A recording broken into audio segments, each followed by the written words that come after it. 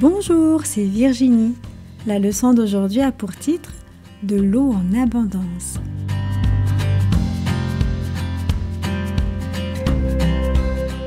Le verset à mémoriser se trouve dans Jean 7, verset 37. « Si quelqu'un a soif, qu'il vienne à moi et qu'il boive. » Cela t'est-il déjà arrivé d'avoir très soif et de ne rien trouver à boire? C'est exactement ce qui est arrivé aux Israélites au nouveau campement. Il n'y avait pas d'eau. Voici ce qui s'est passé. Il était temps de repartir. Les Israélites commençaient à s'habituer à monter et à démonter leurs tentes. La vie dans le désert était très différente de celle qu'ils menaient en Égypte. Là-bas, ils étaient esclaves, construisant des palais et des temples pour les Égyptiens. Maintenant, ils étaient comme des nomades se déplaçant d'un endroit à l'autre, suivant les indications de Dieu. Dieu a pris soin d'eux de différentes manières. Il les a protégés lors des plaies en Égypte. Quand Pharaon les a chassés, Dieu a ouvert une route pour eux à travers la mer. Quelques semaines plus tard, ils n'avaient plus de pain. Alors, il leur a donné de la manne. La grande nuée les conduisait et c'était là le signe de la présence de Dieu.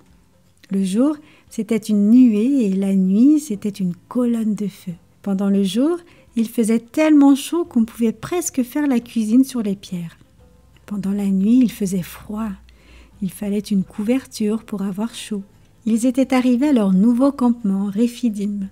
Tout le monde était fatigué, sale et avait soif après la longue marche.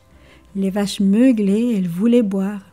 Les moutons et les chèvres bêlaient parce qu'ils voulaient de l'eau.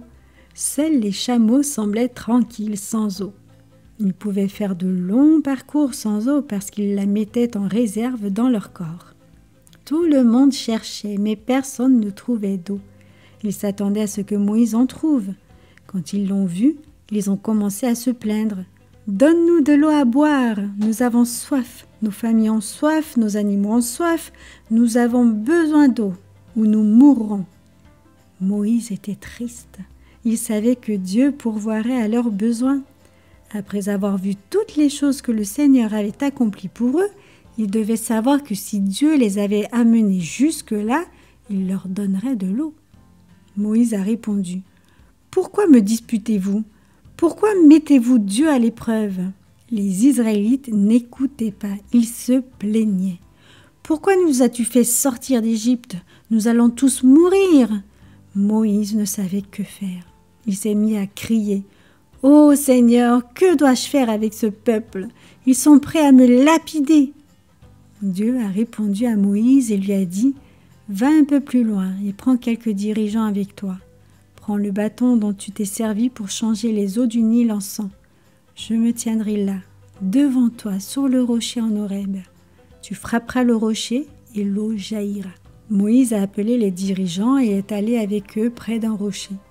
Il a frappé le rocher comme Dieu lui avait dit et de l'eau a jailli en abondance. Assez d'eau pour tout le monde et aussi pour tous les animaux. Une fois de plus, Dieu avait pourvu à leurs besoins. Dieu ne change jamais. Il continue à pourvoir à nos besoins aujourd'hui. Quel Dieu merveilleux!